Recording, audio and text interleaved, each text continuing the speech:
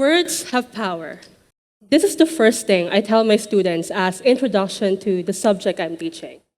The mere fact that we can communicate, that we can give form to ideas and insights, regardless of the ways it is done, makes words powerful. In our class, my students and I examine the different ways words demonstrate this power. However, I didn't always think this way. I've always considered myself a very reserved person, and just to give you a picture, here's a pretty common scenario that I starred in when I was still a student. The teacher would ask the class a question. Everyone else would raise their hands, some almost touching the ceiling as if an assertion that they were confident they knew the answer. Some not so high, but still a declaration that they wanted to be picked, while some a little timid, perhaps still a little unsure whether they were to withdraw their hands back. I didn't belong to any of these groups. My hand was laid flat on the table, a silent resignation that I really wanted to retreat into the background. So it was almost as if a sinister prank was played by my teacher because despite having everyone else's hands in the air, she still chose to pay attention to my silent, resigned hand on the table. Yes, Miss Garcia, she would call. What do you have to say about this? Upon hearing my name, my body just froze. Everyone's hands were still in the air, exercising dominance over mine. And this pressure would double when I felt my face getting really hot as if their eyes were burning holes in it. I knew the answer to my teacher's question, but my brain felt a disconnect from my mouth. It refused to say words.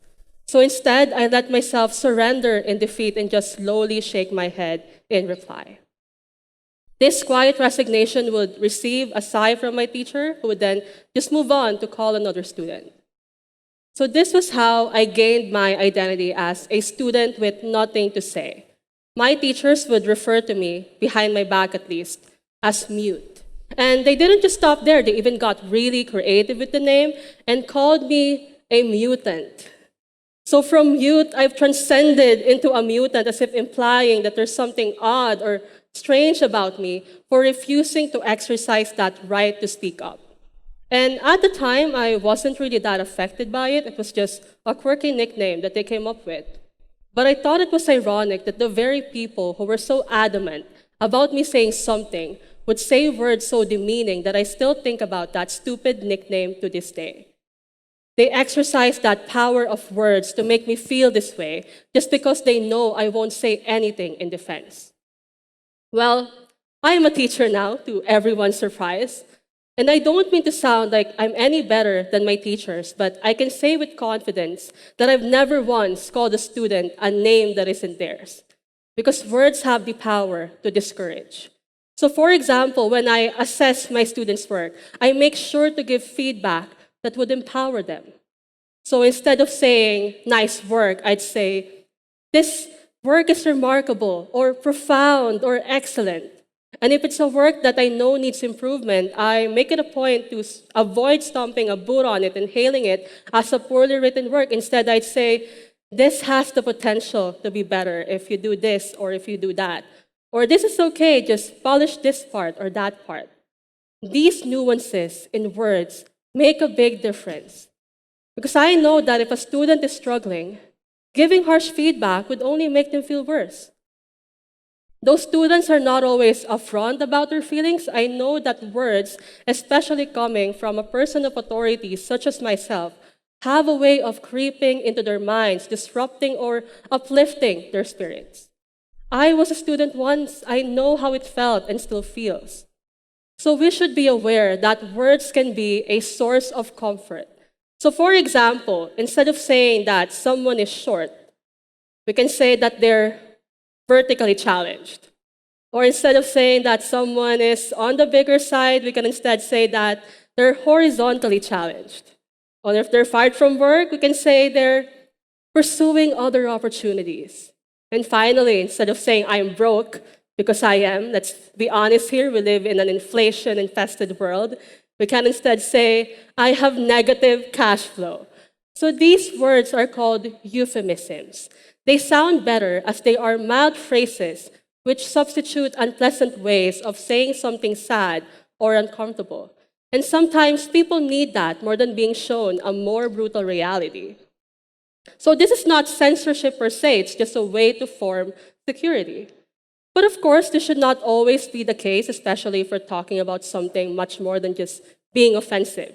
Because euphemisms can actually be really dangerous, as language has the power to distort reality. Politicians can use euphemisms to pass off an idea or policy as attractive through disingenuous means. So according to Father Jose Arcilla, during the time of the Spanish expeditions to the Philippine Islands in the 1500s, King Philip II used the term pacification to justify the colonization and imposition of Spanish rule over the Filipinos without feeling guilty about it. So Miguel Lopez de Legazpi was ordered to stay in the archipelago to begin pacifying the Filipinos. So this is why pacification, instead of conquest, was featured prominently in most royal directives to the Philippines. So if you think about it, pacification is an attempt to create or maintain peace. A pacifist is someone who's against fighting and wars. So the usage of pacification, rather than conquest, demonstrates how we use language to shift focus, to manipulate people's opinion on things, making this act somehow okay.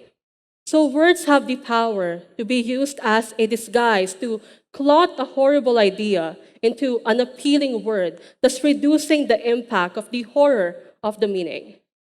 The problem then is, euphemisms are supposedly innocent, but they're used to obscure the truth, which is then freely used by authorities to downplay events that are supposed to be taken seriously. Nowadays, we are sucked into a world of saturated images, words, and the dizzying combination of both. We are drowned by the multitude of information that we try to absorb. So everything these days is just a click away. From buying goods to telling jokes, the internet is an avenue brimming with information. And we see creative renditions of this, dressed up in funny pictures, captioned with funny words in nearly every corner of the internet. Now, whether or not you know what they're called, I'm sure you've all laughed at a picture like this at least once in your life. So most commonly known as memes, these images are packaged for us to receive information in an instant, which explains why my students love them. In fact, a student of mine made these memes. The words are easy to understand, easy to absorb, and thus notoriously fast at spreading information. Now, in case you don't speak memes, these two memes show us the importance of practicing health protocols such as wearing a mask and hand sanitizing so as to not get infected by the virus and to help stop the spread of it as well. Now, here are two memes about Western colonization. So just by looking at them, we can understand how this is a political and economic phenomenon wherein Europeans discovered, pillaged, colonized, and exploited different parts of the world. So memes like these are everywhere. But we have to be careful about the information that we receive because not all of them are what they seem. So take, for example, this meme that went viral a few years back. So in the photo, the parents had the long, narrow noses and the large, expressive eyes, often associated with attractiveness, while the three children had small eyes and flat noses. So this meme is pretty straightforward in its message. You can get plastic surgery, but these modifications won't be passed down to your children, as plastic surgery cannot be inherited. So this meme spread like wildfire. So upon becoming an international meme, this image has been translated, re-photoshopped, skewed, and plastered nearly everywhere online. It was so infamous that a story was even associated with it. A newspaper published an article saying that the husband not only divorced, but also sued his wife when he found out that she had plastic surgery before they met, just because their children will grow up looking nothing like her. However, this meme turned out to be fake. The kids here were actually photoshopped, and it's not a family picture like we thought it was. It was actually a pictorial for a plastic surgery ad with a caption that reads, "The only thing you'll ever have to worry about is how to explain it to the kids." So the fact that this meme went viral shows us how people on the internet have an astounding power to spread fake information with just a click of a finger. And even the newspaper that sold this story didn't even bother fact-checking if it was real or not.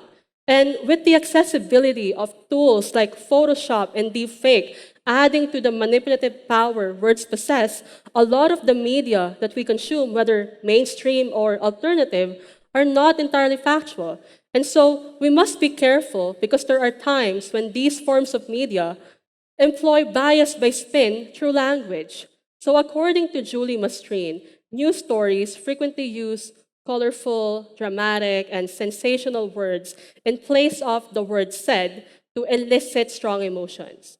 So instead of said, they'd use words like mocked, raged, fumed, lashed out, boasted, gloated, etc.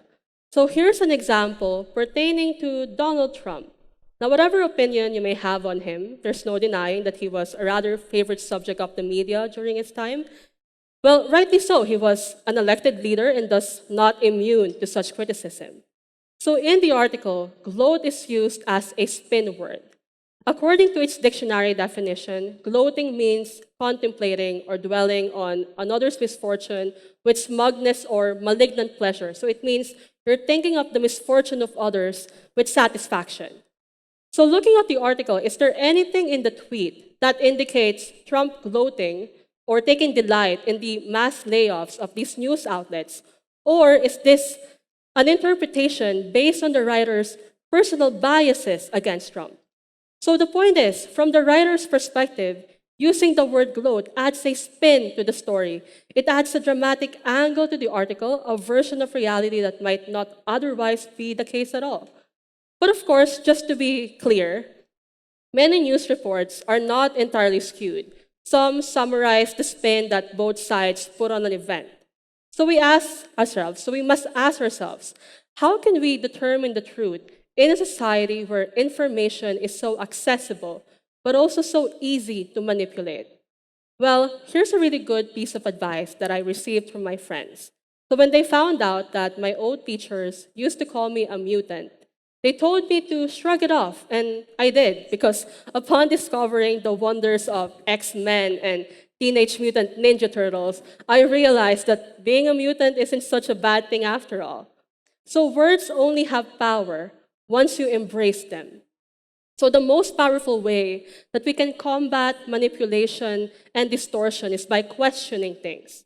Facts, by definition, are true. Views are relative. So gather as many relevant facts as you can. Don't stop being curious. See things for yourselves and make sure that they're grounded in something verified.